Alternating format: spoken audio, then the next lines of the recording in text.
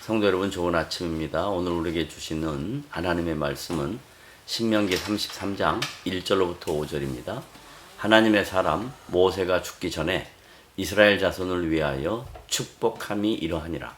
그가 일렀으되 여호와께서 시내산에서 오시고 세일산에서 일어나시고 바란산에서 비추시고 1만 성도 가운데 강림하셨고 그의 오른손에는 그들을 위해 번쩍이는 불이 있도다. 여호와께서 백성을 사랑하시나니 모든 성도가 그의 수중에 있으며 주의 발 아래에 앉아서 주의 말씀을 받는도다. 모세가 우리에게 율법을 명령하였으니 곧 야곱의 총회의 기업이로다. 여수론에 왕이 있었으니 곧 백성의 수령이 모이고 이스라엘 모든 지파가 함께한 때에로다. 모세는 자신을 하나님의 사람이라고 오늘 본문에서 칭하고 있습니다. 여기서 하나님의 사람이란 하나님의 통치를 받는 자이며 도구로 사용되고 있는 내용을 강조하는 표현입니다. 하나님께서 귀하게 사용하시는 사역자라 할지라도 모든 인간에게 죄의 결과로 주어지는 죽음은 피할 수 없었던 것입니다. 모세는 자신이 죽기 전에 하나님의 언약 백성들에게 남기고 싶은 유언을 축복이라는 형식으로 전달하고 있습니다. 이 축복은 아브라함이 이삭에게, 이삭이 야곱에게, 야곱은 12 아들들에게 하나님을 대신하여 축복했습니다. 이것은 신앙의 유산과 전통을 잇는 영광스러운 행위이자 하나님의 일하심을 믿는 신실한 고백인 것입니다.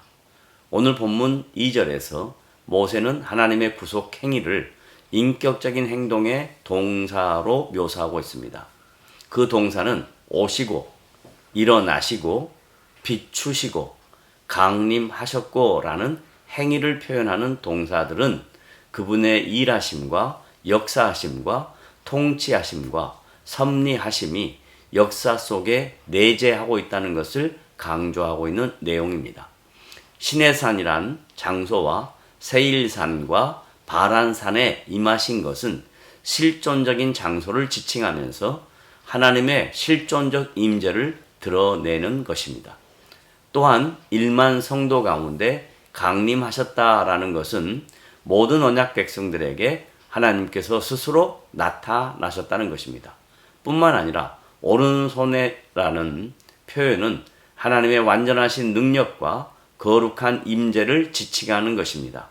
하나님의 언약 백성들을 위해 임했던 번쩍이는 불은 하나님의 직접적인 임재하심을 강조하는 내용이기도 합니다. 이렇게 하나님께서 당신의 언약 백성들에게 직접 임재하신 것은 그들을 사랑하셨다는 강력한 증거입니다. 사랑의 사도인 요한은 요한 1서에서 하나님의 사랑을 가장 분명하게 드러내고 있습니다. 요한 1서 4장 10절 11절을 보면 사랑은 여기 있으니 우리가 하나님을 사랑한 것이 아니요 하나님이 우리를 사랑하사 우리 죄를 속하기 위하여 화목 제물로 그 아들을 보내셨습니다. 사랑하는 자들아, 하나님이 마땅히 우리를 사랑하셨은즉 우리도 서로 사랑하는 것이 마땅하도다 라고 증거합니다. 성경의 가장 중요한 사상 중 하나는 하나님의 사랑입니다. 모세는 죽기 전에 하나님의 언약 백성들에게 하나님의 사랑을 유언으로 남기고 싶었던 것입니다.